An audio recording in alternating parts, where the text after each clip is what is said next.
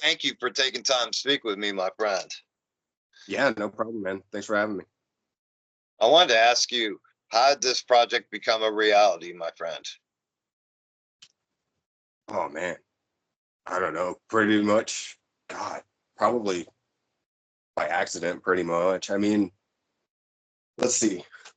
Um, I started playing music. I was always around music when I was like super young and stuff. Like, I grew up mostly with my grandparents, and my grandmother played piano, so I was always around piano and shit. And then I would see my parents. I met my dad way later, and he was in bands. He was like a drummer and shit. But and then I had a stepdad who was a guitar player. I was just always around music, and my parents listened to metal, so I've been listening to metal since God my entire life. I never discovered it. I never had that like fucking holy shit.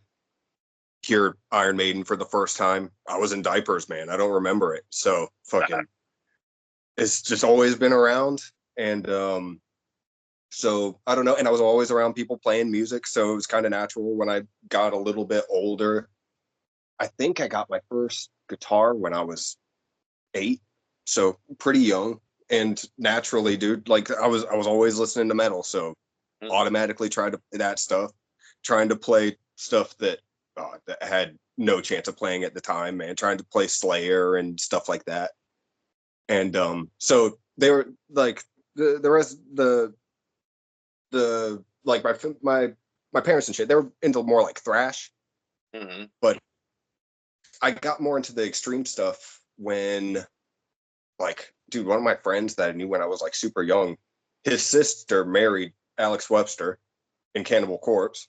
Wow. So yeah, it was a super super random connect that just randomly kind of happened. I don't know how that marriage even worked out, but fucking they're awesome. They've been together for fucking forever, and they're cool as fuck, man. So I got to see Cannibal Corpse live randomly. That was one of the first shows I ever saw, and dude, that was just like, you don't see a show like that for the first time and be like just not affected by it. It was like everything changed, and I still love all that old stuff and the thrash and stuff like that. But fucking yeah, ever since then, dude, that's what sent me down like more extreme shit. And then there's all kinds of stuff happens, and you wind up listening to black metal and getting into grindcore and hearing about all these different scenes all over the world and whatever. And then of course in high school I've been playing guitar for a while already, and I met other people that were playing, so we tried forming a band. And dude, I'm taking forever to answer this question, but I guess kind of to It's cool. to wrap back down to the original question was this band started when my first band broke up. I had a band that was actually super, super sick called Ickis. And that was like right out of high school. And really cool lineup, was lifelong friends, just jamming and shit. But somewhere along the line, fucking people just, you leave high school, dude, you start working, and people are getting married and having kids and shit, and it kind of split off. And when that happened, I still had a bunch of songs. Like slowly, I kind of became the person that wrote most of the music. It was a collaborative band, but like I was getting more and more into just writing songs, and I became kind of dude, obsessed with it, dude. It's an obsession. And so I had all these songs. I'm like, got to do something with it. And then around the same time, I started jamming with another band called Led by Serpents, and that was more like a black and death metal kind of band, more like kind of a straightforward thing. And Estuarine is super experimental. I could do whatever I want. So I started both things kind of at the same time. So I had like my more straightforward stuff that I wanted to play live, mostly was with Led by Serpents. And then Estuarine was more like the studio project where I could like experiment and just do weird shit that no one else wanted to try. And it's been going for like, man, like 11, 12 years. I lose count, but I can't believe I'm still doing it because it started out just, it was just going to be one album. I was just going to record the songs that I had left over. And Mhm. here I am, like 6 releases later, and it's still going. And people are actually kind of like cool with it. People like it. So I'm going to keep doing it. I was fortunate enough to be around in the 80s. I was in high school. I graduated in the early 80s, and seeing that whole movement in Florida, death, Cannibal Oh man. Corpse, obituary, that whole thing going on and watching it grow, and it became the strongest force, in metal at that time period. Oh yeah, it's crazy. It's crazy for me to think, like I was I was born in a hospital outside of Tampa, but I lived in Tampa my whole, like practically born and raised. And so man, it's like when we started that first band out of high school, dude, we would always talk about it, like, dude, I can't believe we're from Tampa. Like this is the spot. Dude. Like we would drive by Morrisound and be like, holy shit. And we played at I was surprised, dude. Like I traveled a lot, man. A lot of people know about this bar called the Brass Mug, like local. Like, dude, that's where like Deicide and Morbid Angel and all these legendary bands used to play, dude. That's where every band I've ever played in started playing, So just it's cool, man. It's cool to just kind of have that kind of lineage behind me and shit. It makes I don't know, dude. It's kind of cool to be like that exotic band from like, you know, Beijing or some shit, and people think that's cool, man. But it's also cool, like, dude, if I'm gonna be from somewhere kind of like more normal, I got a cool fucking legacy behind. So, Oh I yeah. love great place to grow up to, man.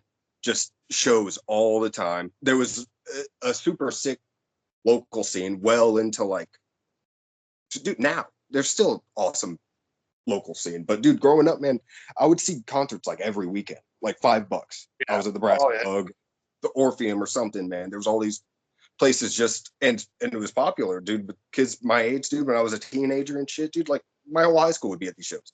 It was awesome, dude. Awesome way to just grow up and just have a cool fucking I don't know, sounds corny, dude, but kind of just a cool metal lifestyle to fucking grow up in. Awesome And spot. getting back to the songs that you had left over and your placement in the band previously and becoming the major songwriter, is there a formula to your creativity? No, no, man. I just dude, I enjoy playing music, man. So I'm always just playing guitar. Playing guitar, dude. If you have your hands on the instrument enough, dude, you find stuff. It's just in there. It's a treasure hunt. And I don't try, dude. In fact, man, I kind of wish would stop writing so much stuff because I got a lot of back catalog, dude, that I gotta finish. So I don't know, man. It's a natural thing. I wouldn't still be doing it if it was like it sounds lazy, but like if it was like a lot of effort and like kind of like a hard thing where I had to really rack my brain to write. Dude, I'm in my 30s now. Dude. I should be moving on and shit, but it just keeps coming. So there's no process. But I guess like it starts on guitar. You know, I'm a guitar Mhm. player first and foremost, and then you know, nowadays I could record from home. I used to go to a studio. COVID changed all that. Freaking, Sure. that was a pain in the ass, but it worked out, man. Because now I'm like way more self-sufficient and shit. So, dude, I could make music whenever I want now. So, you know, looking on the bright side. But yeah. So it starts on guitar, then program some drums, and just kind of make a demo, and then you could work with the lyrics and everything else, and just kind of build it up, man. But starts with guitar, and it's just you know messing around, practicing every day, dude. You find these riffs. And getting to riffs, I wanted to ask you about Parasitic Legions. It's one of my favorite tracks on the album. Awesome, awesome. I What was wanted to the ask, first section though? how was Because the you creative picked up a little. process for that track? Oh, the process with that track. Okay. Um, dude, it was the same way. I remember it was like early in the morning when I wrote the you know how it starts with the and it's the arpeggiated chord. I just randomly played that, and I don't know. I kind of have this thing that I do like that was like the main riff, right? So that's the main part, and then it has kind of like the part that it goes into where it's. I'm not going to sit here and mouth every riff and Right. look like it, but you know, if you know it, it kind of goes between like the arpeggiated chord thing, and then it goes into more like the open chord thing, and it's kind of like a chorus verse type of thing, but it turns out to not actually be the chorus. Whatever, but you get it. That's where it started, and really, if you kind of break it down, the rest of the song is built off of those two parts, like those kind of groups of chords and stuff. It's just mixed around and played with, and there's actually more variations of it that I didn't use. I've gotten better about that over the years. Is just kind of being disciplined to like, you know, I could come up with variations of riffs all day, but not everything needs to be 15 minutes long. So I'm better about that now. And yeah, it was that kind of thing. And then besides that, the only part that was really kind of separate from that first idea, like that first riff idea, was the clean guitar part, which was something that I'd kind of been working on, but not really. And I'd been messing around with that technique because there's all these crazy like shit that you see on Instagram now, like damn, what's the name of the fucking band? I keep wanting to call them Polyphia. Polyphia. That band does younger, just shredding ass on fucking clean guitar. And the thing that I thought was cool with it was they were using like tapping to make like a melody, and then they were still playing the chord under it. So you have like that kind of thing. I was just kind of messing with that. So that was the only thing that was different. Like, or apart from the main like initial riff idea, but yeah. And then you just arrange it. It came together pretty quick. And yeah, that one, that was another one, dude. It just kind of happened. Just I found that riff, and next thing you know, like a week or two later, it was structured and ready to record. Another track I wanted to discuss is Rigid by Deathlock. That's one I love to put in the car and just turn to 10 because it just completely jams. What was the Like, lyrical inspirations for that track? yeah. So, well, the lyrical thing for the whole album is kind of got to start with that. And don't ask me how I got on this weird thought loop, man. But I was just kind of thinking about like, sounds so stupid, dude. But like bugs and I think about weird. Just I was outside a lot, dude. Like this like weird kind of 4 year period between the last EP and this album.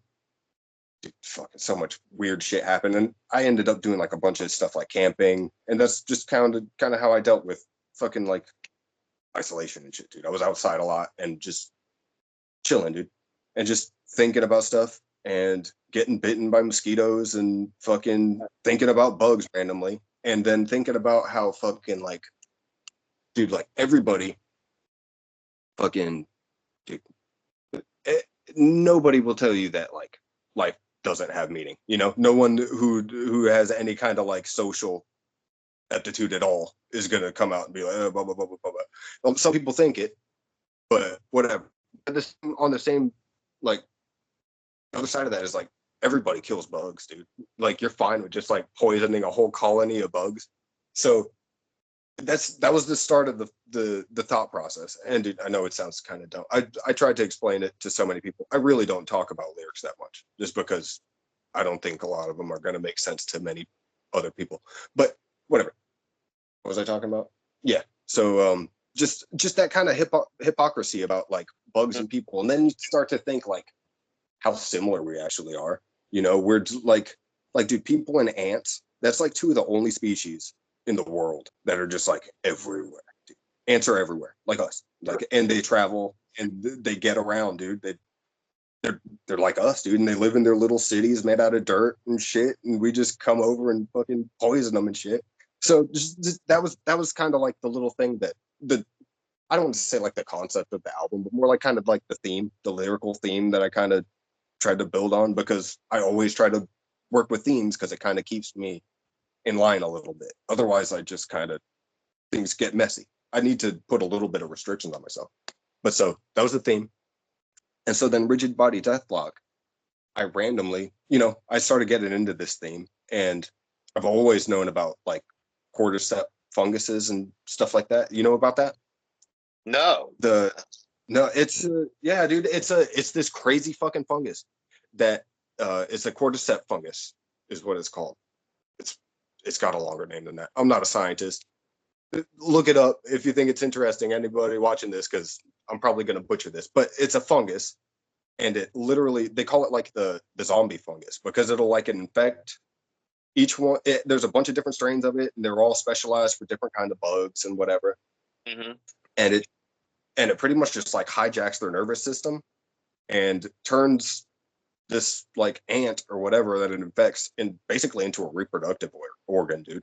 And it just grows out of its head, dude. This stalk that Holy crap. makes spores.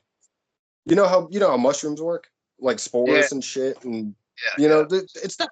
It's literally that. It's just a mushroom grows out of their head and infects the whole colony, and the next thing you know, the whole colony is just cordyceps. So survival of the fittest. But I was thinking about that, and like that's super interesting in itself, dude. You could write a metal song about that. But then, like this is actually kind of like a good example of like how you could look at the lyrics. Like a lot of people have kind of asked me about it, and I'm like I just said, dude, I don't like to talk about the lyrics too much. I like to let you kind of like figure it out on your own.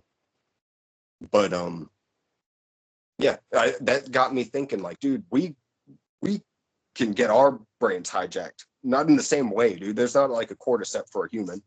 That would be like a horror movie or something. But like, you know, you could see the wrong thing online or something, and it could get in your head, and it'll just spin around and grow into something. And then it could, and then you're telling your friends, and you're infecting them and shit. So that was kind of the thought process. And yeah, that's roundabout. That's what the lyrics of Rigid Body Deathlock are about. And the title is the if an ant gets infected by that cordyceps, it summits. It's this thing called summiting, and it just goes as high as it can, and it bites down, and it just locks up, and it turns into a spore. It's weird as fuck, but metal is shit. Animals are crazy, dude. I get a lot of like lyrical ideas from like just like looking at nature documentaries and stuff, and then trying to find connections and other stuff, which is where it gets a little confusing for people, I think, sometimes, but it's all good. And you've had a long career. I wanted to ask you, throughout your career, what would you say has been your proudest moment? Oh man, proudest moment.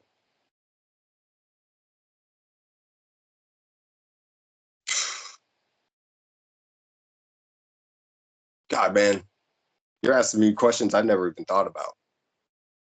Shit.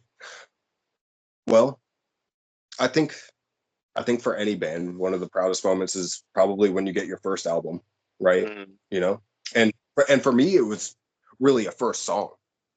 When I started, it was like one song. It was one 10-minute song, "Voice of Currents," which is on the first album, and that was kind of like the spark. That was like the main leftover song I had from the band before, and yeah, and there was like this big question mark because I joined the other band led by Serpents, and that drummer has a solo project. And he kind of showed me, he was like, dude, yeah, it's just programmed drums. And I fucking record the guitars and the bass and then the vocals and done. You're fucking done. Like I had made demos and shit with that band before. I knew just how it was. I just never thought about doing it on my own. But so I was learning that I can do it on my own. That's a big deal. And I'm glad I took that chance to do a solo project because at this point, man, I think anybody who writes songs, you should probably consider having a solo project. You know, just it's you get limitless opportunities and possibilities of just sure. what you could do. So that was cool. That's a big one. Man, the one though, man. The full length before this one was Sick Eric Scriptum, and that was the first one to get any like real kind of attention. That was that was crazy to me. That was the first time, like, dude, I made enough money off of that CD to upgrade my gear. I remember that was a proud moment because fuck, dude, I've never been you know, financially minded, dude. So that was like a big deal because I'd been working with some crap, man. I made some of those first albums on GarageBand, believe it or not. Like as far as like the demoing and shit. So yeah, man. I don't know. I think the whole thing is probably the thing I'm proudest of in my life, just as a project, dude. Just a little body of work that I did, and just this crazy art project that kind of spun out of control, dude. I think that's the biggest thing that I'm proud of. Just that I did it at all. A lot of people don't. A lot of people want to, and they don't. So I don't know. Hard to pick one, but one of those three, I think. And if you could choose a touring partner, who would be your touring partner? When you say touring partner, you mean another band Yeah, to tour with, or do you mean okay? yeah, another band to hit the road with. Oh God, that's a tricky one too, man. Because I got my favorite bands, and then I got the bands that I think would like fit best live. Um, my dream would probably be, man, the two live bands that I'm like crazy for, and like when I was young, I was really crazy for were Duke Nile and Behemoth. Those two, either of them, I'd be stoked on. Um, Cannibal Corpse, of course, that was like Oh, my okay. most formative band. I almost had a chance to tour with them, playing in another band, but I kind of blew it. Um, maybe one day I'll redeem that. That would be cool. Man, any of the Florida bands, dude. Morbid Angel, DSI, any of them. Slayer, that was one of my favorite bands since I was a kid. And dude, the Dillinger Escape Plan would be really cool, just because I think they're the coolest live band. Sure. So any of those, I can't pick one. I can't pick one, man. But one of those, one of those. Now, I wanted to ask you, what is the next step for you? What can fans look for next from you? More music, more guitar playthroughs. I got a YouTube channel. I've been taking that a little bit more seriously, or it's at least getting a little bit more attention. So I'm trying to, you know, harness that a little bit. But man, when I made this album, it's this is the tip of the iceberg because I took that big 3 year gap in between the EP and this, and yeah, this is just I pulled a chunk out of a way bigger like pool of songs. I have, and they're actually like beyond this. I have like another 3 albums pretty much kind of done, man. One of them needs lyrics. One of them needs lyrics, and the other one needs the mixing and production side of it, but it's tracked.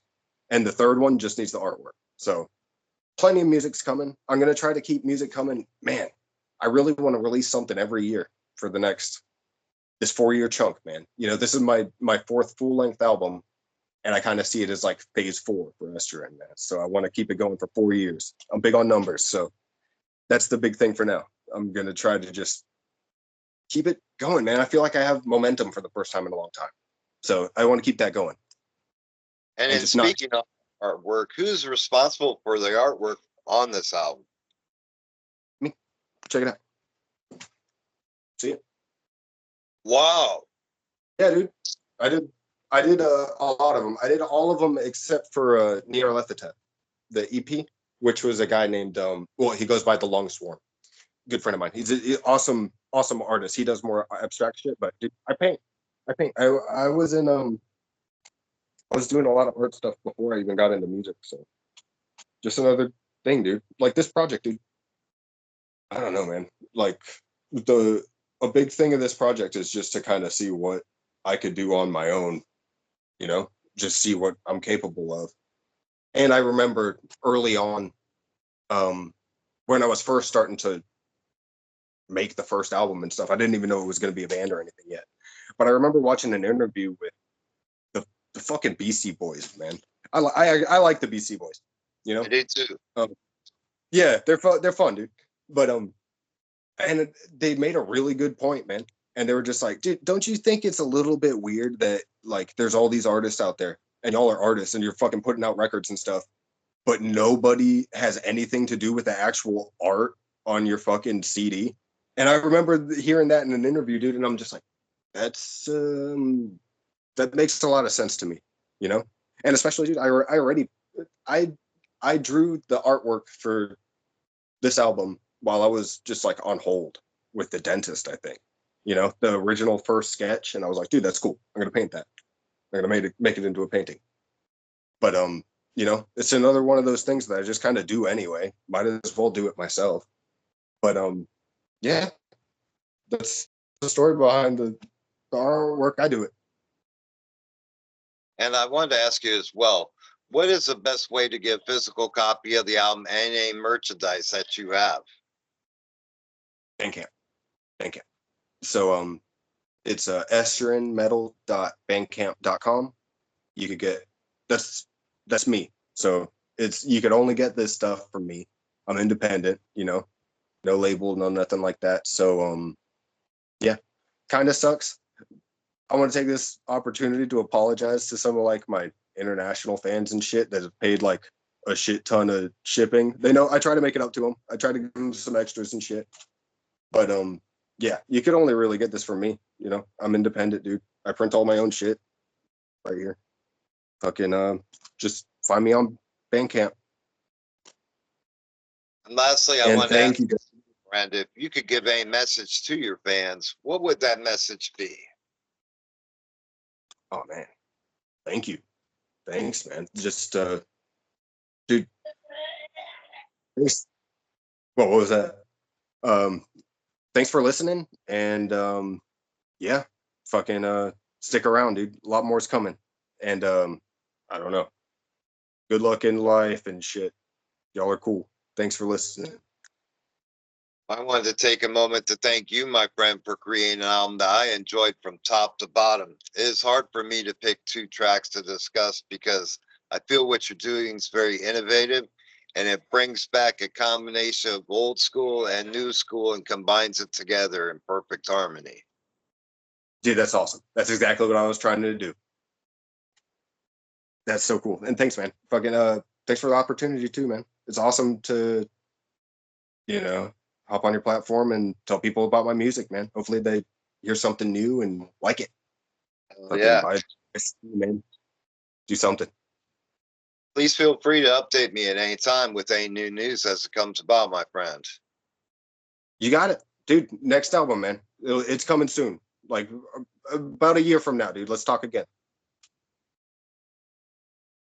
Good evening, my You friend. broke up. You You have broke a up. great I rest of couldn't. your evening, my Okay. friend. Awesome, man. You too, dude. Cheers. Cheers. Take care.